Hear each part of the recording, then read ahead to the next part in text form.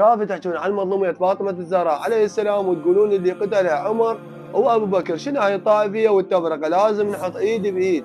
لا، مو ايد بايد بهاي القضية. وفعلا ابو بكر وعمر قتلوا فاطمة الزهراء عليه السلام، وسووا مؤامرة هم واعوانهم بحرق الدار وكسر الضلع وسقوط المحسن وقتلوا فاطمة الزهراء، وهاي حقيقة وكلها تعرفها. لما اجى عمر وضرب فاطمه ورا الباب وكسر له ضلعها واسقط، وانا خلافي ضد اهل السنه. الروايه صحيحه.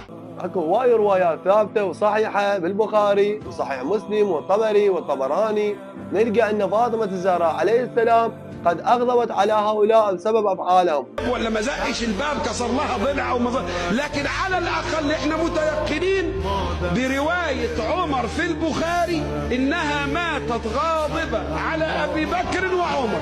وقال رسول الله: فاطمه بضعه مني